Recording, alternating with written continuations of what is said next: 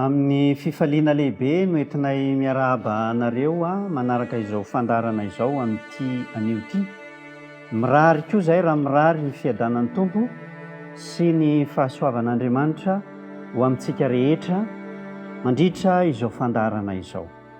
Ny lohatenintsika androany dia mitondra ny lohateny hoe mahafoy ray na reny na zanaka. Mahafoy ray sy reny sy zanaka. Mialohan'ny andiniantsika izany lohateny izany dia manasanao mba hiaraka hivavaka isika. Hiaraka hivavaka isika. Andriamanitra rainay izay any an-danitra, misaotra anao zahay, mbola hatraranay izao fotoana izao ka ahafahanay mianatra ny teninao.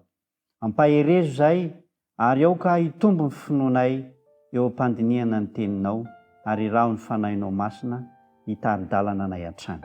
Amin'ny anaran'i Jesosy Kristy no anaovana izany vavaka izany. Amen.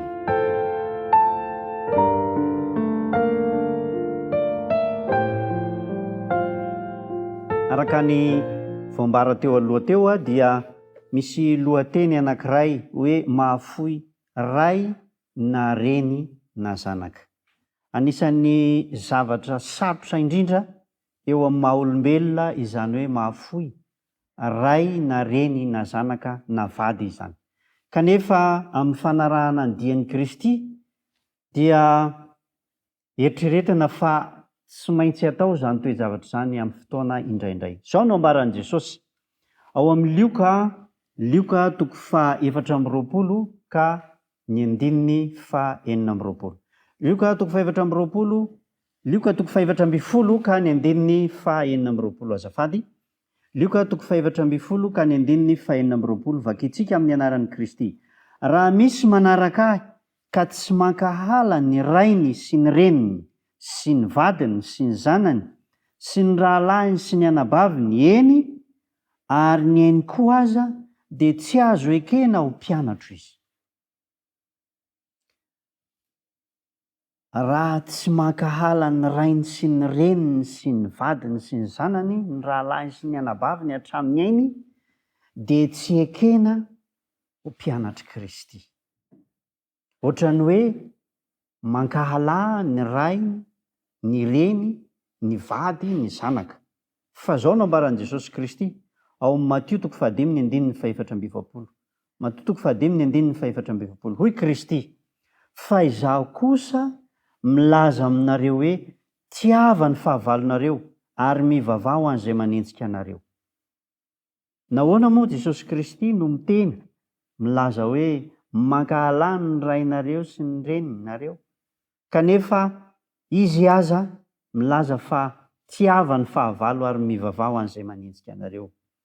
Zany hoe ao amin'ny Lioka zany ny tiany ambara dia tsy hoe tsy ho tia ny havatsika na ny ankohonantsika isika, sanatria zany, na hoe hakahala azy ireo, fa kosa tsy hanao latsa-danja ny fitiavan'i Kristy noho izy ireo. Zao mantsy ny voasoratra ao amin'ny Matio toko faha 10 ny andininy faha 7:30. Matio toko faha 10 ka ny andininy faha 7:30. Zay tia ray na reny mihoatra noho ny fitiavany ahy dia tsy mendrika no ahy, ary zay tia ny zanany lahy na ny zanany vavy mihoatra noho ny fitiavany ahy dia tsy mendrika ho ahy. Ny tiany ambara zany dia ny hoe tokony hatao latsaka noho ny fanajanan'i Kristy, ny fanajana azy ireo, ary ny fitiavana azy ireo dia tsy tokony hihoatra noho ny fitiavana ny Kristy. Raha tsy maintsy misy safidy ataonao eo amin'ny fiainana. Ny apôstôly Paoly aza moa dia milaza manao hoe ao amin'ny Romanina toko faha 12 ny andininy faha 12, milaza manao hoe raha azo atao dia ataovy izay havananareo amin'ny olona rehetra. Zany hoe raha mbola misy koa zany ny azo atao amin'ity fiainana ity dia mba tsy hisiana olana na amin'iza na amin'iza, indrindra moa fa amin'ny ankohonanao na amin'ny fianakaviana na amin'ny ray aman-dreny na amin'ny vady na ny zanaka. Tsy tokony hisy izany olana izany. Eto zany ny Kristy dia raha miteny izy hoe aoka hafoy ny ray na ny reny na hankahala ny ray na ny reny dia tsy ilay mankahala arabaky teny fa kosa tiany ny ametraka azy oloalarana. Amin'ny kolotsaina sasany mantsy tsy kristianina dia ny fifamatorana ara-pianakaviana dia misy lanjany sady lehibe kokoa no ny safidy ara-pivavahana ataon'ny olona anankiray amin'ny fianakaviana, ka heverina ho meloka, heverina ho voarara ny fanarahana fivavahana raha mampisaraka ny fianakaviana izany. Fa amin'ny Kristy kosa, ny fivavahana kristianina dia ambaran'i Jesosy Kristy fa tsy vato misakana ny fanarahana ny Kristy ny fisian'ny fianakaviana.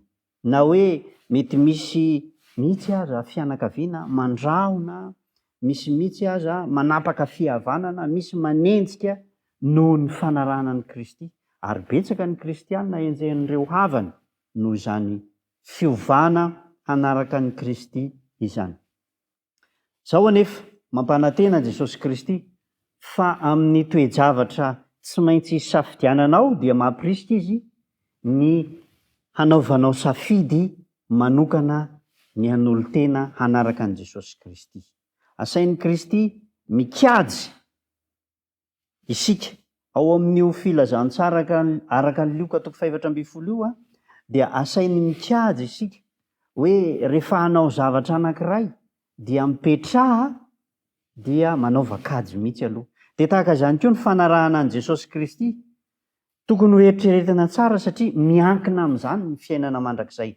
Tsy azo akinina amin'ny hafa ny fanarahanao an'i Kristy ary tsy ny hafa no afaka manapa-kevitra amin'ny fanarahanao an'i Kristy. Raha tsy maintsy miafara amin'izay fisarahana izay dia ny manaraka an'i Kristy no tsara. Zao anefa mampanantena Kristy fa raha ohatra ka misafidy ny anaraka azy ianao ka afoy ireo fianakaviana noho ny safidy, azavainy tsara fa noho ny safidy na ny filazantsara no antony afoizanao azy ireo dia handray fitahiana zato eny.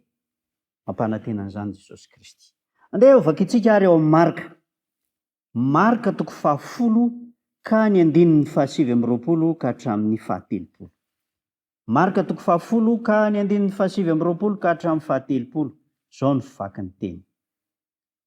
Lazaiko aminareo marina tokoa, tsy misy olona efa nahafoy trano na rahalahy na nabavy na reny na ray na zanaka na tany no ny antoko sy ny filazantsara ka tsy handray zato eny amin'izao andro ankehitriny izao, dia trano sy rahalahy sy anabavy sy reny sy zanaka sy tany mba amin'ny fanenjehana ary amin'ny andro avy dia fiainana mandrakizay. Mampanantena Jesosy Kristy fa raha misafidy ny hanaraka azy ianao ka sanatria afoy na arian'ny fianakaviana na arian'ny havana dia mampanantena anao Jesosy Kristy fa hazo zato eny amin'ny fitahiana izay efa nampanantenainy amin'izao fiainana izao anao. Dia ireo izay nafoy izany ary amin'ny fiainana ho avy dia fiainana mandrakizay. Rehefa misafidy ny hanao ny sitrapony ianao zany, rehefa misafidy ny hanaraka an'Andriamanitra ka sanatria nanary anao ny fianakaviana, na nanenjika anao, na nandrahona anao izy ireny, aza kivy. Fa zao no ambaran'i Jesosy Kristy ao amin'ny Matio toko 12 ny 15.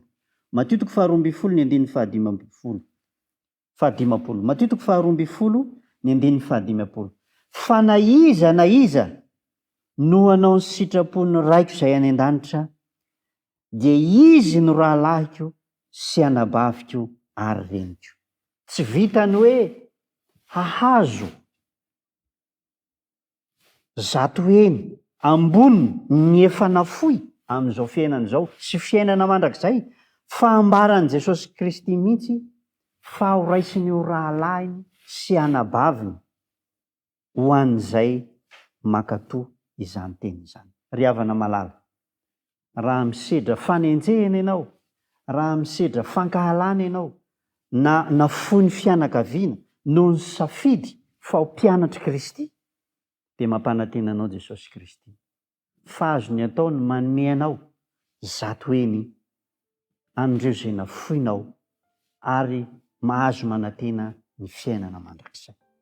Ny tompony hampahery anao ka hahatonga anao hanana fahasahiana hijoro na misy aza ny fanenjehana. Hitahy anao anie ny tompo ka ho isany handray ny fiainana mandrakizay anao. Hiaraka hivavaka isika. Andriamanitra rainay izay any an-danitra, misaotra anao zahay satria nandray teny fampanantenana avy amin'ny teninao zahay.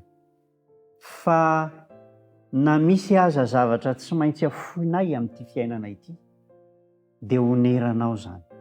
Ary mampanantena Jesosy Kristy fa afaka omeny avy zato eny noho izay nafoy zahay. Ny fanirinay anefa dia mba ho ankohonana tsy misara mianakavy zahay, fa mba hiara-manompo anao amin'ny kafaliana ary hiara-mandova ny fiainana mandrakizay. Raha sanatria ka misy ny tsy fitovian-kevitra eo amin'ny fianakaviana, ampio izay manara-dianao mba hahajoro hatramin'ny farany, ary mba tsy hahafoy anao fa hahafoy kosa izay mahafoy anao. Ary tehirizo ny fanoloran-tena, tohany hery, meo herim-po, meo herin-tsaina, ampitomboy ny finoana, aza velao kivy izay manolo tena ho anao. Mivavaka manokana izay ho an'ny rehetra izay manaraka izao fandarana izao, ary indrindra izay manana izany olana izany, ianao no ampahery azy, ary ianao no hitahy azy sy haro azy amin'ny fomba manokana araka ny fanampanantenanao, ka hita fiadanam-po ary handray fitahiana sy famonjena dia ny fiainana mandrakizay. Sarak'izay apetraka eo ampelantananao ny fotoana izay mbola ho hatrehanay iray pitso, amin'ny anaran'i Jesosy Kristy no angatahana izany vavaka izany. Amen. Dia izay indray izany ny fotoanantsika androany.